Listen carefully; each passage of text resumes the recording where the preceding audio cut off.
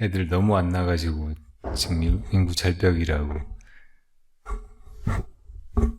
여러 가지 이렇게 저출산을 극복하는 대책을 정부에서나 어디서나 내놓고 있는데 잘 통하지가 않고 사람들이 사는 게 보람되고 행복하고 또 자유롭게 느끼고 그러면 자연스럽게 자연이 이렇게 끝없이 봄이 되면 뭐 이런저런 새싹들을 내고 또 세상 만물이 다 번성하고 하듯이 사람 새로 태어나고 인류의 이 문명이 그렇게 다음 세대에 전승되면서 발전해가고 하는 거 걱정할 일이 전혀 아니거든요. 근데 그걸 걱정하는 시대가 온 것이 너무나 이상해요. 아침에 그 참새 소탕 작전 얘기했는데 예전에 멜더스가 인구론 막 이렇게 이야기하고 하면서 인구 폭발이 문제다, 지구에 재앙이 될 것이다 하면서 인구 줄여야 된다고 산하 제한 막 강조하고 여기나 저기나 다 그러면서 이렇게 된 거예요. 그러니까 사람이 한다는 짓이 자연을 쉽게 생각하고 또 우리 안에 내재해 있는 인간 본성, 본능, 그거를 어떤 식으로든 조작하고 해서 뭘 어떻게 해보려고 하는 짓들이 좀 가당찮은 일들이에요. 그러니까 여러분들이 그런데 매이지 말고 여러분들의 인생을 살고 억지로 막 그렇게 할 건 아닐지 모르지만 자연스럽게 살다가 뭐 사랑도 하고 결혼도 하고 아이도 낳고 뭐 그렇게 하는 게 막 뭘 걱정하고 계산하고 해서 뭐 주저하고 통제하고 막 그럴 일이 전혀 아니거든요. 그냥 그렇게 자연스럽게 하면 되는 제일 기본적인 일 중에 하나죠. 우리도 다 그렇게 어떤 남자와 어떤 여자의 사랑의 소산으로 이 세상에 왔잖아요. 갑자기 하늘에서 빗방울 떨어지듯이 그렇게 떨어진 게 아니고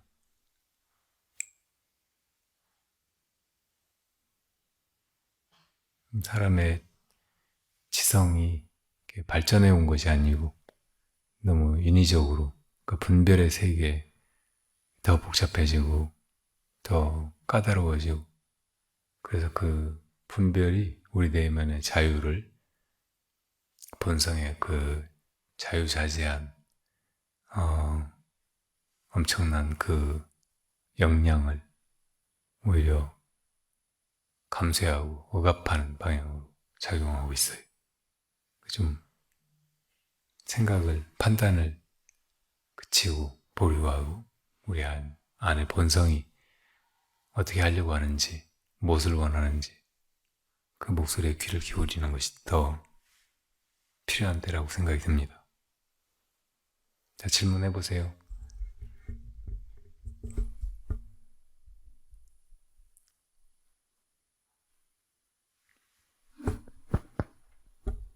지우 질문할 거 없어?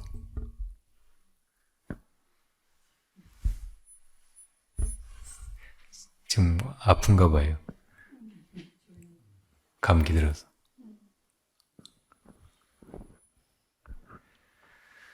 예. 예, 오전 차담 시간에 선생님께서 2차원하고 3차원 말씀하셨는데 더 듣고 싶어요. 아, 예. 그 얘기를 제가 엊그저께 무슨 동영상에서 굉장히 확 끌어당기는 것 같은 그런 느낌으로 예, 무슨 이야기를 듣고 거기에 조금 생각해보고 막 그런 내용이에요. 삼체라고 하는 무슨 넷플릭스의 드라마가 중국에서 만든 게, 그거 봤어요? 저는 안 봤어요. 근데 그 얘기를 하면서 그 어떤 분이, 그러니까 김종대라고 하는 박사가 뭐 이래저래 언급한 내용이에요.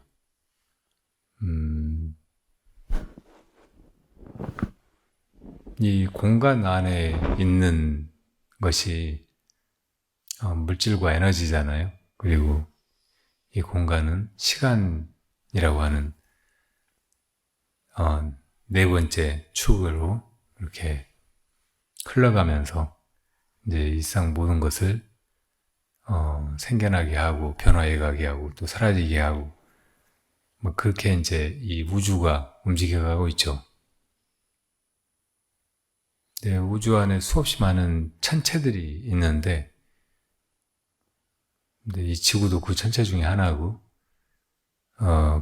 근데 이제 이 천체가 세 개가 서로 인력으로 끌어당기고 또 운행하고 하면서 그 물리적인 역학이 어떻게 작용하는가 그런 문제래요. 그래서 그걸 삼체라고 한다. 두 개 사이에서의 문제는 이체인데 세 개 사이에서는 예측이 불가능하대요. 그러니까 지구하고 태양하고 그 사이에서는 이제 서로 끌어당기잖아요. 지구도 일정한 무게를 가지고 있고 중력을 가지고 있고 태양도 이제 더 훨씬 더 강한 중력으로 지구를 끌어당기고 그 천체가 균형을 이루면서 이렇게 이제 큰 천체인 태양을 주위로 이렇게 지구가 공전하고 있는 거잖아요. 그렇게 이제 공전하면서 지구에 벌어지는 사계절, 이거는 예측 가능한 거예요. 지구의 자연축이 23.5도 기울어져 있어가지고 이렇게 그 궤도를 매년 똑같이 도니까 일정한 시간 동안 봄이 왔다가 그다음에 여름이 되고 가을이 되고 겨울이 되고 또 다시 봄이 오고 여름이 되고 가을이 되고 겨울이 되고 그러니까 낱낱이 그 일기라든지 그 과정의 기후변화 막 이런 것이 똑같지는 않지만 봄, 여름, 가을, 겨울이라는 그 큰 줄거리에서 이게 변화해 간다는 이건 예측 가능하고 정해진 것이란 말이죠. 근데 이제 이게 세계가 되면 이게 복잡해지고 도저히 예측을 할 수 없게 된다는 거예요. 그거를 어떤 수학자가 증명을 해냈대요. 라그랑주라고 하는 사람이.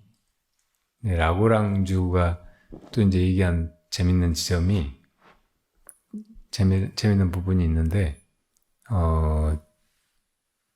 두 천체 사이에 서로 이제 인력이 작용하는데 예를 들어 이제 지구가 있고 저기 태양이 있다 그러면 그 태양이 끌어당기는 힘은 굉장히 강하잖아요. 지구도 이제 끌어당기긴 하는데 약하죠. 근데 둘이 이제 서로 끌어당기고 있는데 그게 태양은 먼 데서 끌어당기니까 조금 이제 지구 가까운 지점에 이 끌어당기는 힘이 똑같은 점이 생긴다는 거예요. 그게 이제 아주 안정된 지점이에요. 이쪽으로도 저쪽으로도 끌려가지 않는. 그러니까 그쪽에서 태양 쪽으로 조금 가면 이제 태양으로 그게 끌려갈 거고 지구 쪽에 가까이 오면 지구로 끌려올 거고 그런데 그 한 지점이 있다는 거예요. 그게 라그랑주 포인트라는 거래요. 근데 이게 지구하고 태양 사이에 지구 가까운 곳에 한 지점만 형성이 되는 게 아니고 지구 뒤쪽에도 그게 형성이 돼요. 지구 뒤에서 이제 지구 쪽으로 끌어당기는 힘이 있을 거 아니에요? 그리고 저 태양에서 이제 또 끌어당기는 힘이 있을 거 아니에요? 근데 그게 만나는 지점이 지구 뒤쪽에도 정확히 형성이 된다는 거예요. 그리고 옆에도 양쪽에도 두 개씩 있대요. 지구가 계속 자전하니까 이 지점이 이제 항상 그 지점에 있는 건 아닌데 이렇게 이제 돌아가면서 그 지점 측면에 어떻든 형성이 된다는 거예요. 두 개가 또. 그 지구 내부에도 지구 안에 그 뭐 여러 가지 물질들도 그 지구 안에 그 가운데 구심 거기로 다 이제 이렇게 쏠리는 중력이 작용하고 있을 거 아니에요. 그러니까 거기에도 이제 태양이 또 끌어당기는 힘이 있으니까 거기도 만나는 지점이 하나가 형성이 된다는 거예요. 지구 중심 가까운 곳에. 그러니까 이렇게 5군데 라그랑주 포인트가 있대요. 이게 나한테 막 이렇게 재밌는 그런 상상을 혹은 뭐 생각을 막 하게 만드는 거예요.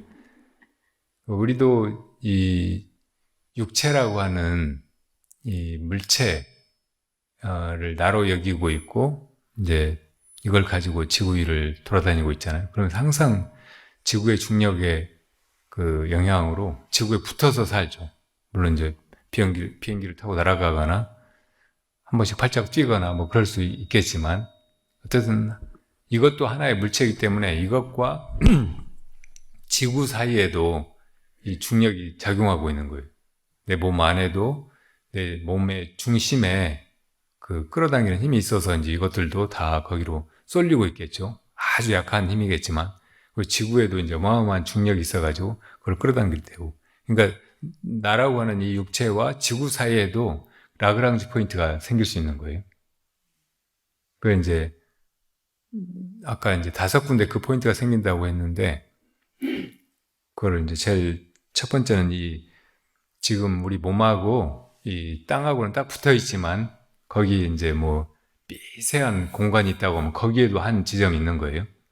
그리고 이 정수리 위에도 한 지점이 있고, 그리고 우리 몸이 이제 동그란 게 지렁이 몸통처럼 동그란 게 아니고 옆으로 좀 넓잖아요. 앞뒤보다. 그러니까 양쪽으로도 이제 그 포인트가 2개가 있을 수 있는 거예요. 그리고 이 몸 안에도 그 지점이 하나 있을 테고, 몸의 중심이 만약에 뭐 심장이다 그럼 그거보다 조금 아래쪽에 지구의 중력의 영향으로 그 부분이 아마 단전증이 아닐까 그렇게 생각돼요. 그러니까 그런 이 지구의 중력과 우리 몸의 그 몸이라고 하는 물체가 가지고 있는 이렇게 끌어당기는 힘, 그 사이에서 안정된 포인트가 똑같이 5개가 있을 수 있는 거예요. 그게 이제 이 안정된 포인트를 우주 여행할 때 우주 정거장으로 만든대요.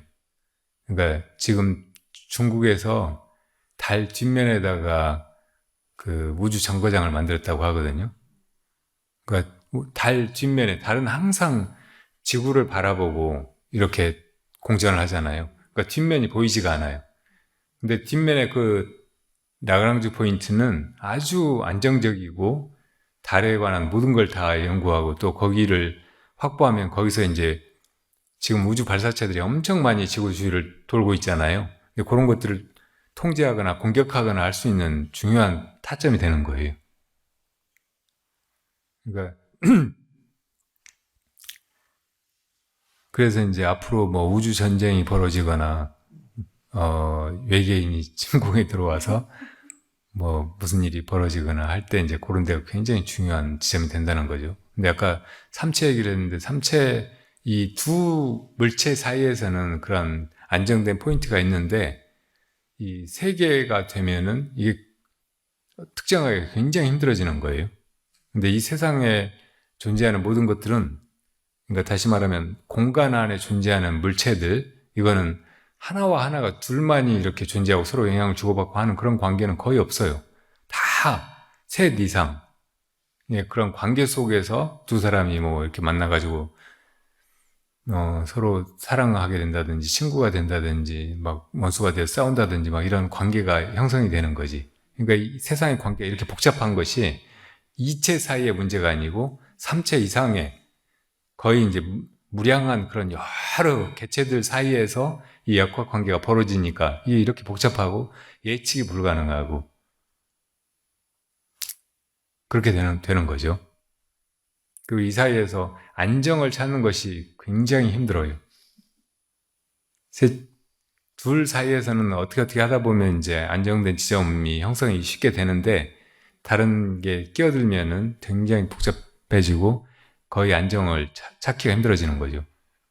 그러니까 두 사람이 아주 사랑해가지고 이제 같이 살기로 했는데 다른 사람이 또 끼어들어가고 삼각관계가 되면 이거 진짜 복잡해지고 사랑이 유지되기가, 안정된 사랑이 되기가 힘들어지는 것처럼 이런 걸 이제 물리적으로 생각해 보면은 어차피 공간 안에서 여러 개체들이 서로 이제 밀고 당기고 다투고 조화를 이루고 막 이런 관계가 절대 안정적일 수가 없다는 것을 이렇게 이미 전제하고 있는 거예요. 그러니까 라그랑주라고 하는 사람이 그걸 증명해낸 거예요. 엄청난 그 천재 수학자라고 하는데, 어떻게 보면 이 공간 속에서 모든 것이 다 무상할 수밖에 없고 어디에도 이제 편안함, 안정된 어떤 지점이 있을 수 없다는 것을 과학적으로 증명해버린 거죠.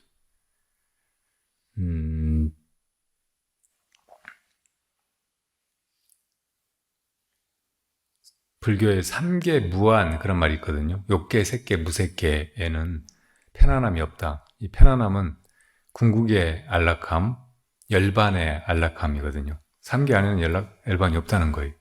어차피 이 세상은 이렇게 혼란스럽게 여러 가지 복잡한 역학 관계 속에서 모든 것이 다 긴장하고 겨루고 막 하면서 이렇게 굴러가게 되어 있다는 거죠. 그래서 이제 뭐 세상의 정치나 혹은 우리 사람 살아가는 일상에서의 모든 사회적인 관계 뭐 이런 것들이 이렇게 우리가 이해할 수 없고 엉망진창이고 또 고통스럽고 뭐 대책이라든지 좋은 미래를 꿈도 꿀 수 없게 이렇게 되어가고 있는지 모르죠. 정말 절망적인 일이잖아요. 근데 부처님 이런 속에서 이제 열반의 길을 언제나 그대로인 편안함 그것을 가르쳐 발견해내시고 가르쳐 주신 거예요. 그거는 이 공간 속에 있지 않아요. 삼계 무한이라고 할 때 그 삼계는 이 공간의 세계는 욕계와 색계잖아요. 그 공간을 벗어난 정신의 세계, 내면의 세계, 이거를 이제 무색계라고 하는데 이 세계 전체에 다 열반이 없는데 그것을 벗어난 차원의 열반이 있다고 가르치신 거라고. 그러니까 공간을 3차원의 세계라고 말할 수 있고 시간까지 합하면 4차원의 세계인데 그 너머의 차원이라고 하니까 그럼 어딘가 우리가 습관적으로 우리가 생각을 할 때나 항상 마음속에서 무슨 공간을 마음속으로 버려놓고 거기서 꿈꾸듯이 뭘 이렇게 떠올리고 막 이렇게 생각을 하는 거잖아요. 사유를 하는 거잖아요. 근데 이제 그런 것조차 벗어나 버린 차원이 있다고. 그러니까 마음이 모양도 없고 뭐 이렇게 관찰할 수도 없고 뭐 어떤 공간에서 뭘 활동을 벌이고 그러지 않는데 불구하고 생생하게 존재하는 그런 차원. 이것이 이제 5차원 이상의 참 존재이고 진정한 편안함, 진정한 안정감이란 바로 그 차원에 있다는 얘기라고. 그거를 우리가 이렇게 찾을 수 있다는 거예요. 부처님이 그걸 찾으신 거고 우리가 어디서 왔는가 그리고 죽으면 어디로 가는가 이게 부처님의 화두였잖아요. 그런 오랜 탐구 끝에 우리 내면에서 우리의 본성이 바로 우리가 온 자리이고 우리가 돌아갈 자리이고 거기에 언제나 그대로인 그 열반이 완전한 평형 상태, 안락함 이것이 있다는 것을 우리한테 가르쳐 주신 거죠. 그러니까 우리도 그걸 찾아야 우리가 그렇게 바라는 안정감, 또 행복감, 고요함,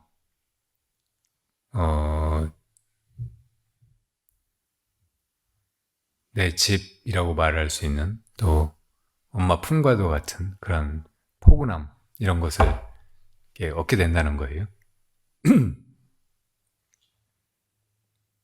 결국은 이제 부처님이 말씀하신 대로 우리 내면에서 이 세상의 삼계 안에 있지 않은 그 완전한 정멸의 상태 이것을 깨달아야 된다는 그런 말인데 이거를 이제 뭐 그런 이제 과학적인 어떤 발견에 기초한 영화 얘기를 하다가 나와서 여러분들한테 소개하고 싶었어요.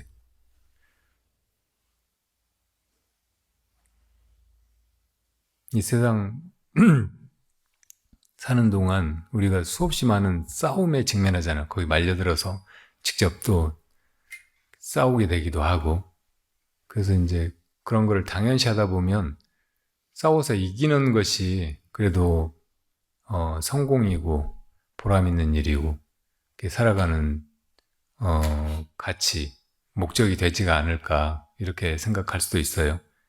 근데 이 세상이 다 불안정한 것이고 어차피 싸움이나 뭐 이런 게 벌어지기 마련이고 그리고 그렇게 싸우다가 결국은 다 패배해가지고 이제 죽고 이 무대에서 쫓겨난다는 것을 알면 그 싸움에서 이긴다는 거 이거는 절대 영원할 수 없는 거예요. 그리고 그게 의미 있는 일도 아니야. 다 결국은 패배할 건데 도중에 몇 번 이겼다고 그걸로 막 자랑스러워하고 자기 잘난 줄 알고 막 그렇게 하는 것이 얼마나 어리석은 일이에요. 처음부터 끝까지 다 보면 결국 우리는 다 패배하고 떠나갈 사람들이고 그러니까 그거를 조금이라도 달관한 그런 통찰로 보고 살아가는 사람들은 그런 싸움에 쉽게 휘말리지 않는다고.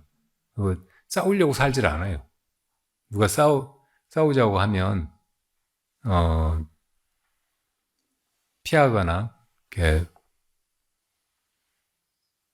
그런 유치한 싸움에 말려들기보다는 상대방이 마음이 얼마나 그렇게 막 싸워서 이기려고 그렇게 이제 유치한 그런 마음에 휘말려서 힘들어할까 생각하고 그 마음을 이렇게 달래주려고 생각하고 그러니까 오전에 부처님 그 조상들이 감자왕의 네 아들이 그런 싸움에 휘말리기 싫어서 떠나가지고 카빌라국을 세워서 새 터전에서 새로운 싸움을 하듯이 싸움이 아니고 새로운 나라를 세워서 사람들을 이끌듯이 그렇게 하는 것이 조금 더 지혜로운 사람, 조금 더 인생에 대해서 깊이 있는 초월적인 그런 관점을 가지는 사람의 삶이죠. 법정스님도 그런 마음이 있어서 걸핏하면 뭐 싫으면 그냥 놔두고 떠나버리고 뭐 안 하려고 하고 자리 같은 거 안 차지하려고 하고 이 세상에서 보면 그런 사람들이 되게 소극적이고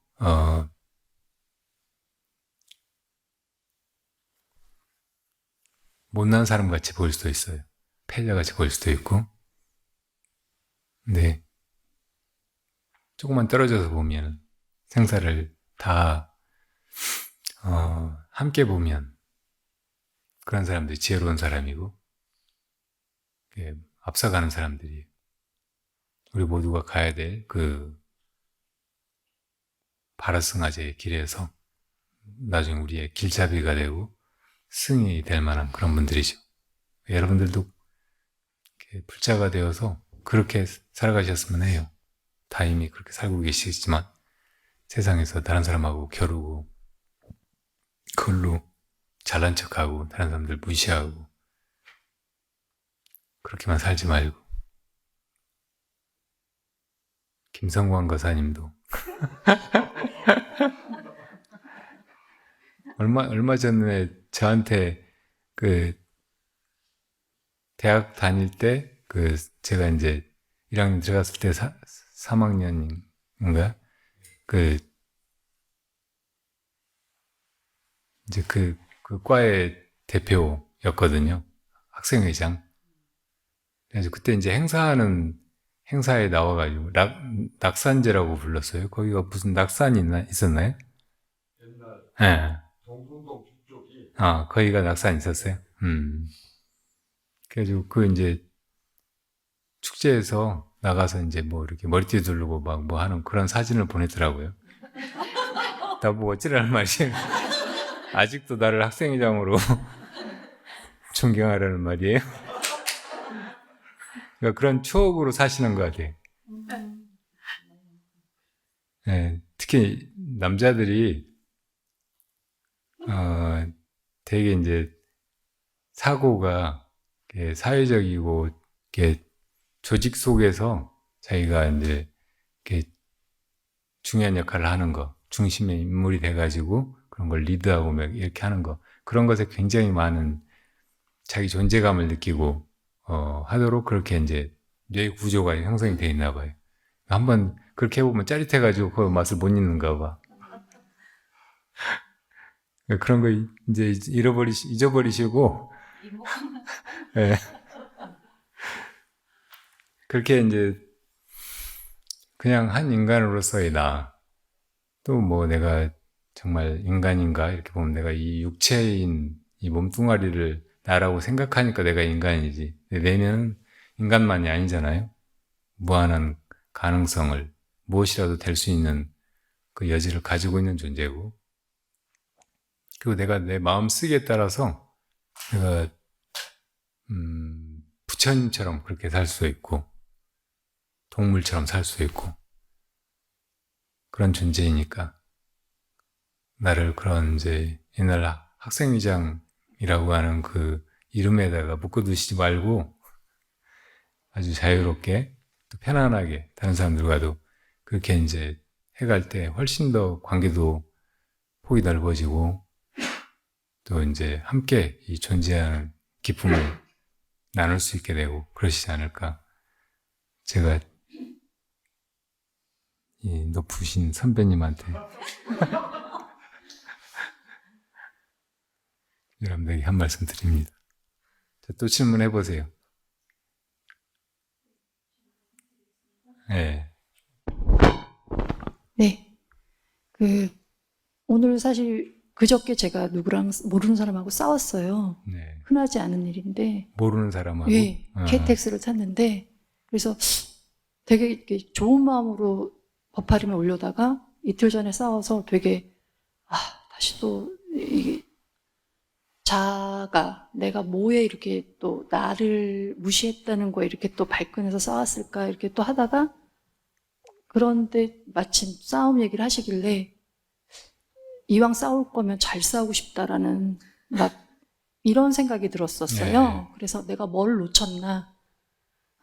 내가 너무 언성이 높았다. 뭐 이러면서 다음에 더 잘 싸워야지. 뭐 이렇게 했는데 싸운 이유는 제가 보기에 되게 이기적인 젊은 아가씨였어요.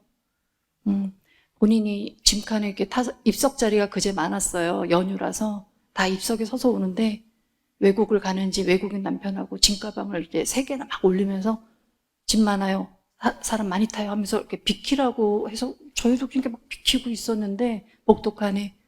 자기 짐을 넣을 데가 없으니까 다른 캐리어를 다 빼갖고 자기 짐을 넣는데 제 가방 위에 있던 모자랑 양산이 이렇게 탁 떨어졌어요. 그래서 그때 제가 어떻게 했어야 되는데 그 사람이 정신없어 보이니까 저도 그냥 내비뒀는데 그리고 다른 사람도 자기 가방을 막 빼서 치워드릴까요? 하면서 치우고 다 모든 사람이 협조적이었어요. 근데 고맙다는 말도 없고 뭐도 없고 탁 하더니 막 영어를 쓰면서 막 가더라고요. 지나고 보니 너무 무례하다는 생각이 제가 들었어요. 근데 버파림 이 동영상을 보다 보니까 제가 좀 자존감이 좀 높아졌다는 걸 제 스스로 느꼈어요. 내가 갈 곳을 자꾸 마음 갈 곳을 찾았는데 있었구나. 그래서 내가 헤맬 필요가 없구나 하면서 되게 기쁘더라고요. 근데 그게 또 역으로 그런데 또 막 용기가 생기더라고요. 그래서 그 열차에 앉아있는 사람들 제가 갔어요. 가서 짐가방을 다른 데도 넣을 수도 있고 한데 무리하게 그렇게 저렇게 하셨냐 그랬더니 다른 데 넣을 데가 없었다 그러더라고요. 근데 그 여자가 바로 옆에 남편한테 영어로 이 여자 비디오 찍어라고 하더니 남편이 핸드폰 끊어서 저를 찍는 거예요. 그래서 내가 얘기를 하는데 그래서 너무 이 사람들 그랬더니 그 여자는 날 쳐다보지도 않아요. 그래서 내가 그래서 제 물건이 다 떨어졌다. 그건 좀 잘못된 거 아니냐. 그래서 저도 좀 거기서 좀 화가 나서 사과하시라. 물건 떨어진 거에 대해서 했더니 자기가 왜 사과하냐요.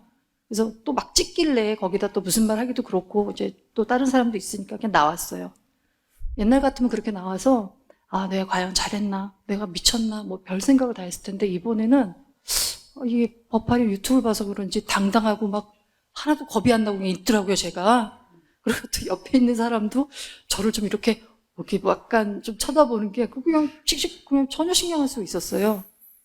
그러다가 내리다가 이제 떨어진 양산이 저 구석에 있는 걸 보고 갑자기 화가 나더라고요. 그래서 그 여자가 이제 짐을 뺄 때 저거 봐라 양산이 저기 들어가 있지 않았냐. 주워 달라. 제가 그랬어요. 일부러 저도 이제 부린 거죠. 그랬더니 옆에 영무원한테 이 여자 좀 어떻게 해주세요. 그러더니 이제 저는 쳐다보지도 않고 그래서 제가 그 전에 막 또 핸드폰 찾아서 이고이스틱 펄슨이다 이렇게 하는 거는 되게 이기적인 사람이다 막 찾아보기까지 했어요. 처음 본 단어를 영어 남편은 모르니까 상황을 이러면 되게 이고이스틱 펄슨이다 그랬더니 내렸죠. 그러다가 싸움이 벌어져 그렇게 좀 됐는데 하고 나서 저도 마음이 좋진 않았죠. 근데 제가 요새 자꾸 부닥치는 문제가 제가 판단하기에 이건 좀 부당하다, 상식적이지 않다 그러면 그렇게 화가 나더라고요. 그런 사람들하고 이렇게 대할 때 그러다 보면 이거는 그냥 비켜주셔야 다른 사람이 지나가는 길입니다. 이런 얘기도 하고 그러면 또 옆에 친구는 뭐하러 그런 얘기를 하냐. 네가 그냥 피하면 되지. 그래서 아직도 내가 부당하다고 느끼고 상식적이지 않다라고 그런 행동을 저도 안 하려고 하지만 상대가 하는 거에 대해서 좀 못 참는 자아가 있나 보다. 거기에 되게 내가 집착하나 보다. 스님한테 한번 여쭤봐야 되겠다 해서 왔습니다. 잘하신 것 같아요. 잘 싸우셨고 멋지셨어요.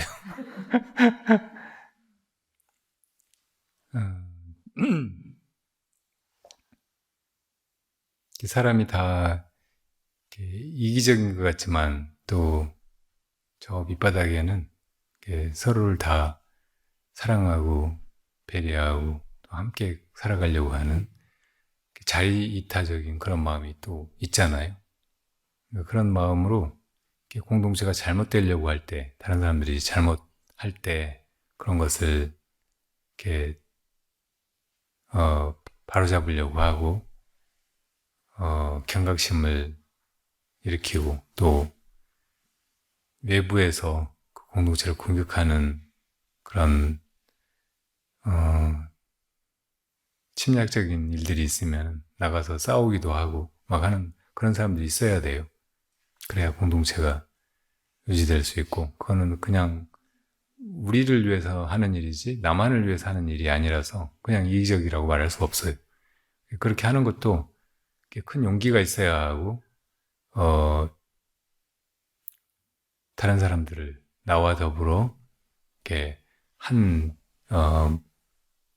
공동체 안에 속한 사람들 전체를 이렇게 생각하고 사랑하고 하는 그런 마음이 있어야 그렇게 할 수 있는 거죠. 그건 아주 좋은 그 사회성이고 그거 가지고 내가 또 싸웠네, 내가 이기적이었네, 막 이렇게 이제 스스로 자책하고 막 그럴 이유는 없는 것 같아요. 그리고 이제 말하기 따라서 어떤 것이 싸움 같지만 사실은 싸움이 아닌 것도 굉장히 많거든요. 지금 그 대통령 보면은 검찰 출신이고 검찰은 계속 이제 사람들이 세상에서 무슨 분쟁거리가 생겼을 때 자기들이 해결 못하는 것을 법에 호소해가지고 재판을 통해서 이제 잘잘못을 가리려고 할 때 그런 쪽에서 이제 그 고발된 사건을 두고 이제 잘못한 사람들을 기소해가지고 그 재판의 싸움을 이제 승리하는 쪽으로 이끌어가지고 이제 잘못한 사람들을 벌 주려고 하는 일이 주로 하는 일이잖아요. 계속 그렇게 이제 싸움만 하면서 살다 보니까 어떤 식으로 되느냐면 겉으로는 이제 법이라고 하는 것이 공정, justice 이거를 이제 최상의 가치로 두고 그것을 위해서 모든 걸 하고 또 사람들도 다 그 정의를 기준에 두고 살아야 된다 이렇게 이야기를 하는데 계속 이제 그렇게 법을 다루면서 그리고 이제 재판이라고 하는 그 법리 싸움 거기서 이기는 거 이것이 정의다라고 입증하는 것이 된다라는 것을 여러 번 이제 내면적으로 확인하고 이렇게 해가다 보면 이 정의가 가변적인 것이고 이게야 정의로구나 이런 생각이 들고 나중에는 이제 자기는 정의 편이다. 내가 이기면 된다. 이런 식으로 생각해요. 그러니까 지금 이제 아주 심각하게 타락한 한국 검찰이 해오듯이 죄 없는 사람도 그냥 기소해가지고 이렇게 집어넣어서 재판에서 이기기만 하면 우리가 뭐 옳은 것이고 또 권력이고 뭐고 다 차지할 수 있다. 뭐 이런 식으로 움직이게 되는 거죠. 그러니까 계속 그런 식으로 해가다가 이제 이 검찰이 이제 국가 최고의 권력, 정부까지 이제 장악하게 된 것이잖아요. 그러니까 공정과 상식 어쩌고 하면서 이제 그걸로 사람들한테 표를 얻어가지고 대통령이 되기는 했는데 전혀 공정한 사람도 아니고 상식적이지도 않은 사람이고 그동안 해온 그 검찰의 막 이런저런 수사 같은 것도 너무나 말도 안 되고 있지도 않은 증거들을 막 조작하고 감옥에 갇혀있는 사람들 어떻게 막 그 사주하고 해가지고 멀쩡한 사람들을 정적 같은 사람들을 제거하기 위해서 막 그 사람들이 이제 잘못 증인으로 나서거나 고발하게 하거나 막 해가지고 권력을 차지했고 또 유지해가고 있잖아요. 이게 얼마나 부당한 일인지 몰라요. 근데 그런 이제 검찰 활동을 오래 하던 사람들 이렇게 보면은 거기에 대해서 조금의 죄의식도 없는 것 같이 보여요. 무엇이 옳은가 그런 거는 사람들이 상식적으로 생각해 보면 다 아는데 그거를 자기들은 마치 상식이 없는 사람인 것처럼 혹은 이제 옳고 그른 판단을 완전히 자기가 좌지우지할 수 있는 것처럼 생각하고 내가 옳다 항상 그렇게 생각하지 무엇이 여기서 공정한 것인가 무엇이 옳은 것인가 내가 혹시 잘못한 건 아닌가 그런 생각 자체를 못 해보고 있는 사람들 같아요. 거기다 이제 학교 다닐 때 공부 잘하고 뭐 전교 최고 1등이니 뭐니 하고 막 하다가 서울법대 가고 막 이래저래 해가지고 이제 또 고시까지 붙고 막 그러면 이제 최고의 엘리트라고 그게 다 사람들이 평가하고 받들어 모셔주고 그러니까 그 연수원 가가지고부터 막 룸사롱에 가서 술 먹고 나와서 막 이렇게 길거리에서 노상방뇨하고 누가 뭐라고 하니까 싸우고 경찰에 가가지고 막 기물 파손하고 경찰을 막 때리고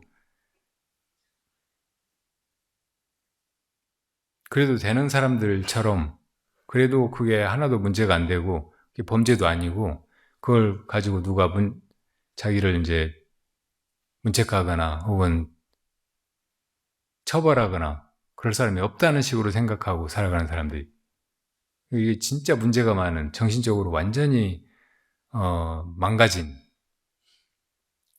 그러니까 세상에서 제일 저열한 도덕성을 가진 잡놈들의 그런 사고방식을 가지고 그렇게 살고 있어요. 그러니까 그런 놈을 대통령으로 만들어 놨으니까 뭐가 잘 되겠어요?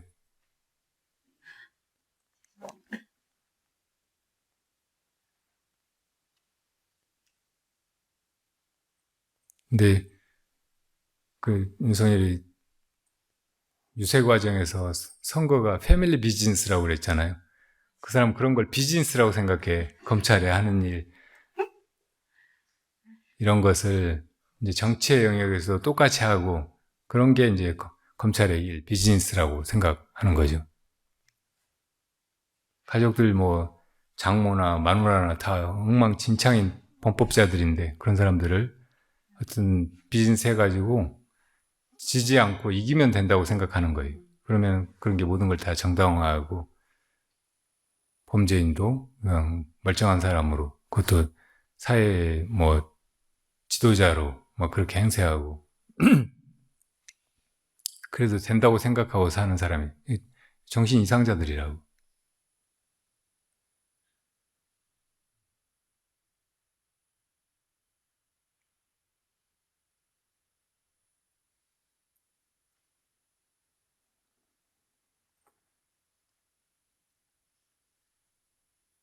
그러니까 이제 재판에서 맨날 이렇게 싸우는 것이 일이고 그 싸움에서 이기면 된다고 생각하고 막 이렇게 하니까 정치도 그냥 그런 싸움이라고 생각해.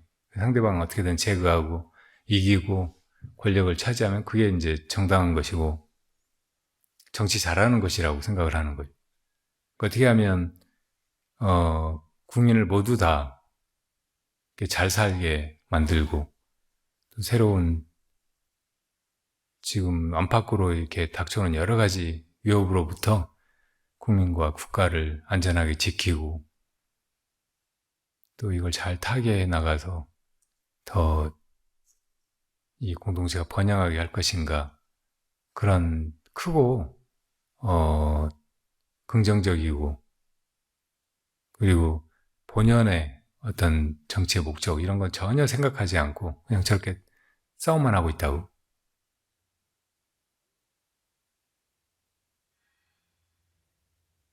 그러니까 이런 사람들하고는 싸워야 돼.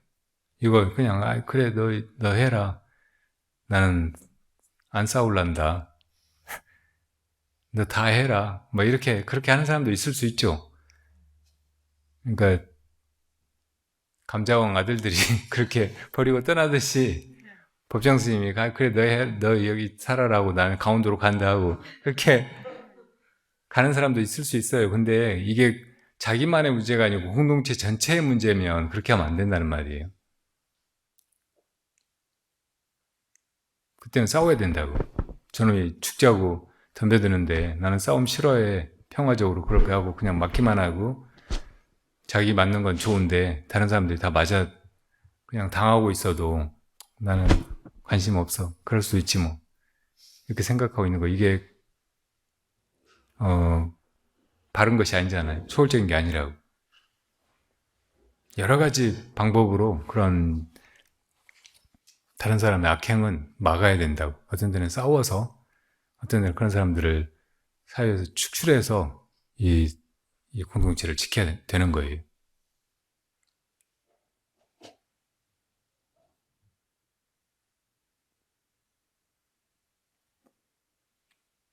그래도 이제 내가 싸우려고 하면 너무나 참 이렇게 화도 나고 또 겁나기도 하고 이게 맞나 회의도 들고 막 그럴 수 있으니까 그런 관점을 가지고 살아가면 돼요. 그런 관점을 가지고 살아가면서 내 안에 이 본성이 어떤 상황에서 어떻게 행동하는지 보면 돼. 그러면 싸우는 바 없이 잘 싸우게 된다고. 그리고 이제 그런 큰 관점으로 보면 누구나 다 중생이에요. 다 불쌍하고 그럴만 하니까 아직 잘 몰라서 무지 속에서 그렇게 이기적으로 처신하고 막 싸우고 막 다른 사람들을 불편하게 하고 해치고 막 그러는 거지. 그러니까 그 사람 자신들도 전혀 그렇게 하면서 행복해지거나 마음이 편안해지거나 그러지 않고 이렇게 엄만짓고 더 큰 고통을 불러오는 거죠. 그러니까 그거를 더 큰 마음으로 보면 역시 이제 도와서 어떻게든 거기서 또 그런 사람들을 그런 악업의 구렁텅이 지옥 같은 고통으로부터 건져야 되니까 또 이제 적절한 기회에는 그런 사람들도 또 이제 감싸고 또 돌봐주고 길을 일러주고 그 길로 잘 나가게 해주고 함께 가게 도와주고 그렇게 할 수 있어요. 근데 금생에는 그런 조짐이 안 보이는 사람들도 있어요.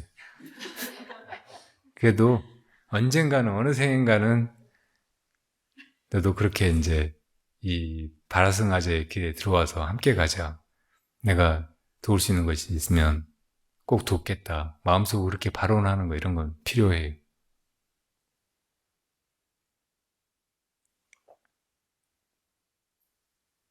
어떤 때는 그런 이제 본원의 발심 이것만 잊지 말고 이제 싸울 때는 싸우고 때려 죽일 때는 죽이고 그렇게 할 수 있어야 진짜 자제한 사람이.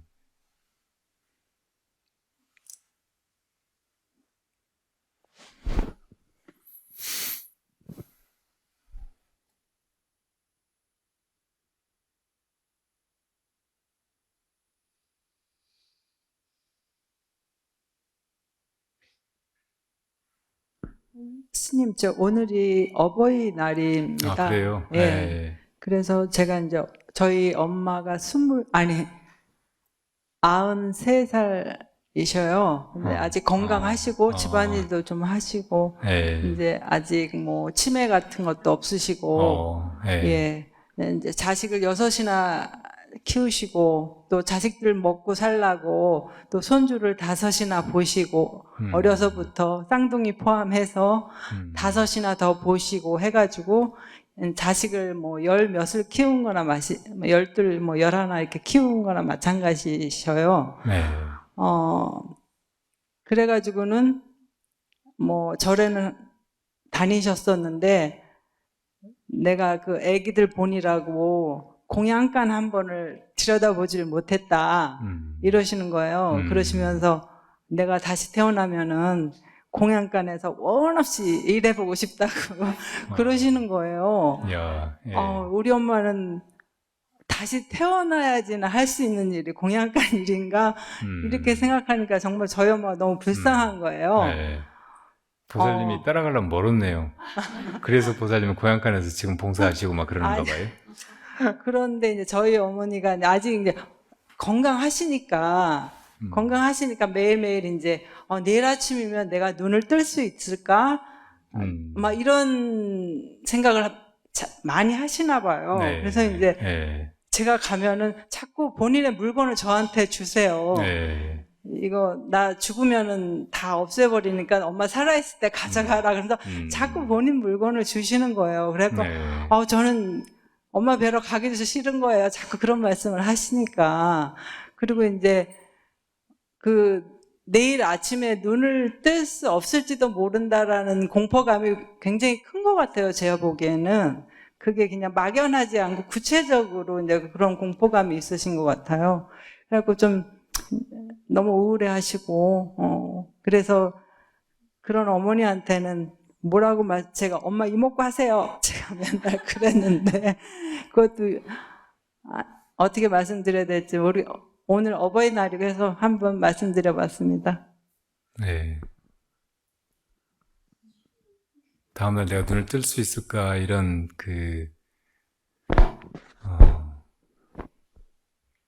이런 느낌은 무슨 큰 공포감이 아니고 이렇게 자기한테 피할 수 없이 다가오는 죽음이라고 하는 그 사건, 이걸 이렇게 자꾸 떠올리고 염두에 두고 대비하고 하는 그런 과정이니까 자연스럽고 또 별 문제시할 그런 일이 아닌 것 같아요. 우리가 살면서 하는 많은 것들이 미래에 대한 대비잖아요. 그러니까 지금 따뜻하다고 해서 추울 때를 대비를 안 하면 그게 어리석은 사람이지 용기 있는 사람이 아니잖아요.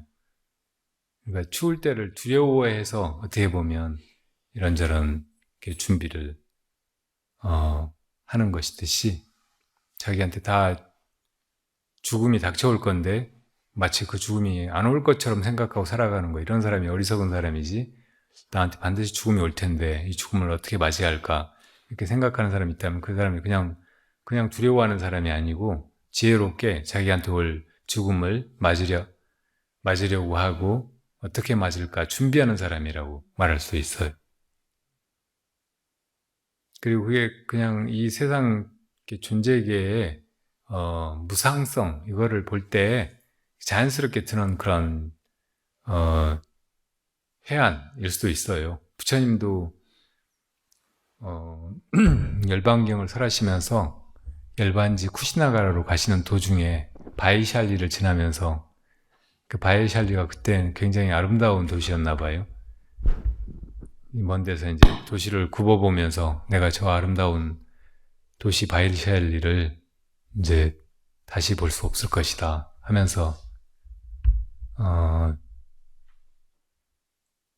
좀 서글픈 그런 느낌에 젖으시거든요. 이거 자연스러운 거예요. 인간적인 것이고 모든 게 다 알고 보면 참 슬퍼요. 이렇게 있다가 끝나버리고 이렇게 가까이서 이렇게 모든 걸 나누고 이렇게 함께 살다가 또 흩어져 버리고 뭐 이럴 걸 생각하면 참 슬픈 일이죠. 마냥 좋아할 수가 없는 거예요. 근데 그렇게 이제 일회적인 것이고 지나가 버릴 것이니까 그 만남이 더 절절하고, 그러니까 이제 서로를 더 이렇게 깊이 생각하게 되고 뭐라도 더 해주려고 하게 되고 뭐 그러는 거죠. 이게 사실은 이제 이렇게 진실한 느낌이고, 또 이제 삶을 죽음과 더불어서 함께 통찰할 때 얻어지는 그 지혜로 바르게 보는 일이에요. 그걸 문제 삼지 마세요. 엄마는 아마 지금까지도 잘 살아오셨고, 엄마로서 그렇게 잘 살아오셨듯이, 다음 생은 또 누군가의 좋은 아이로 태어나가지고 또 한 생을 잘 살아가실 거예요. 우리가 이 세상에서 다른 사람한테 뭔가 덕을 베풀고 잘 해주고 뭐 이렇게 하는 일이 많은데, 그 무엇이 되어가지고 무슨 일을 하더라도 엄마가 되어가지고 자식한테 해주는 일만큼 그렇게 잘해줄 수는 없대요. 그러니까 이제 엄마가 되어서 비로소 보살이 되고, 같은 마음을 가지고 있지만 그 중생의 마음을 보살심으로 이렇게 써보게 되는 거예요. 그러니까 이 세상에 태어나가지고 특히 이제 엄마가 되어보면, 여자로 태어났으면 엄마가 되어보는 거, 이건 정말 좋은 공부일 것 같아요. 남자들도 이제 나이가 들어가면서 그런 부성애 같은 게 생기거든요. 그러니까 그런 엄마 마음 조금 이제 비슷해져 가는 거죠. 찰싹선이 없고 자기 잘난 줄만 알고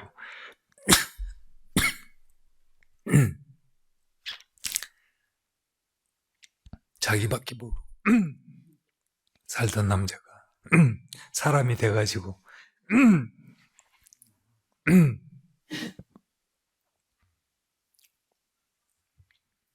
나이 들어가면서 물 좀 주실래요? 아, 여기도 있네. 네, 여기 있습니다. 네.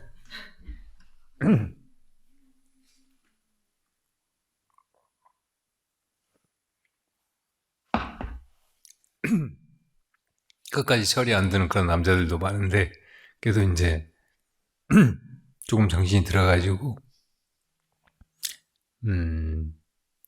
남들까지는 모르지만 이제 자기 식구들한테, 또 마누라한테는 모르지만 자식들한테 조금 이제 부성애가 살아나는 사람들이, 남자들이 있어요.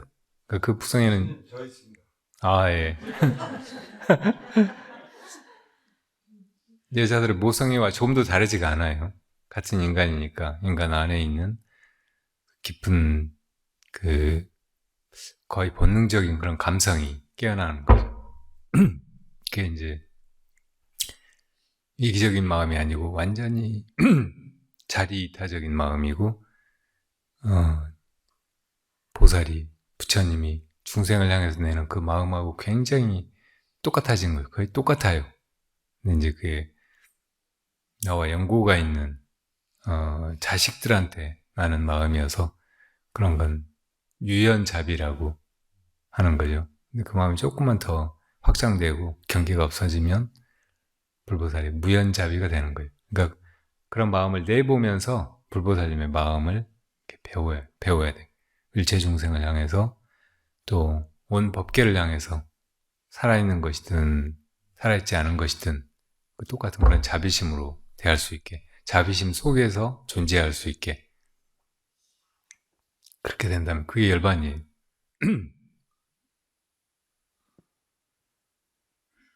부모가 이제 좀 불편하거나 힘들어도 자기가 그걸 능히 감수하면서 자식들에게 좋은 쪽으로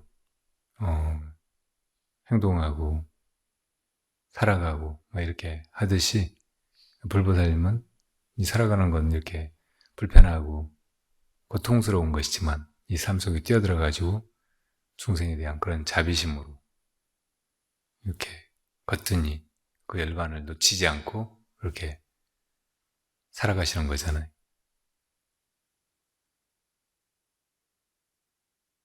열반은 그 마음 속에 있는 것이지, 이 고통스러운 세계를 벗어나가지고 어디 다른 시공간에 외계에 있는 것이 아니에요. 그 불보살님이 자비롭게 쓰시는 그 마음을 내가 다 지금 가지고 있다고요. 이 마음을 나도 그렇게 써보면 돼. 내가 엄마가 안 되었어도 그 마음 지금 되면 똑같이 그 마음이 나는 거예요. 그게 이 세상의 모든 갈등을 해소하고 다른 사람을 다 거두어서 이렇게 허물을 용서하고 이렇게 같이 살아나가게 해나가는 거.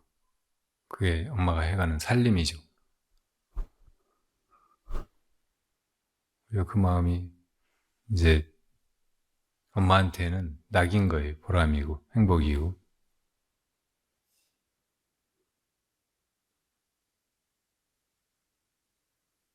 부사님도 아이를 낳아서 키워보시고 아셨겠지만 엄마 같은 그런 마음이 나는가, 보살님 엄마가 부사님한테 냈던 그런 마음 이게 나한테도 있는가, 그렇게 돌아보면서 엄마는 그런 마음을 93년 동안 닦아오신 거잖아요.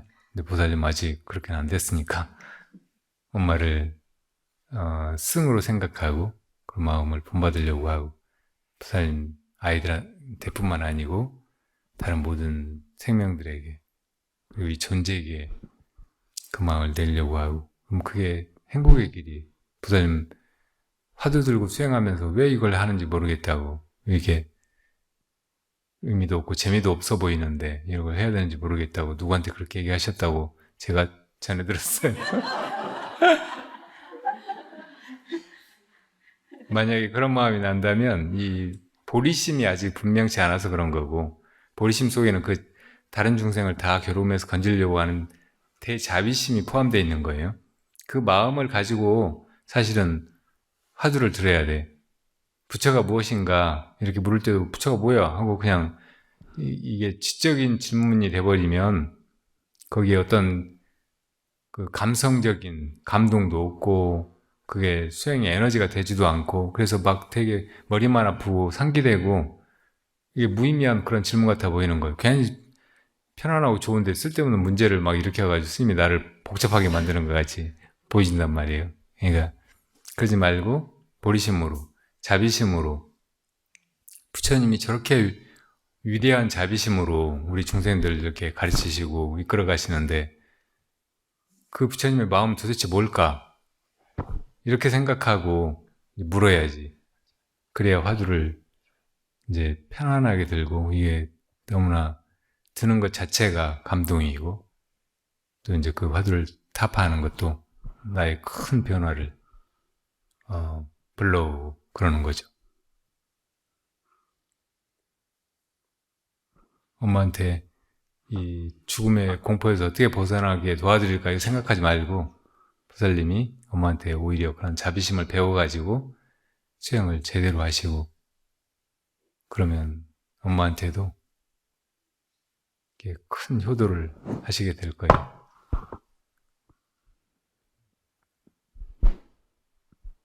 자, 또 질문 있습니까? 없으면 그렇게 살아봅시다.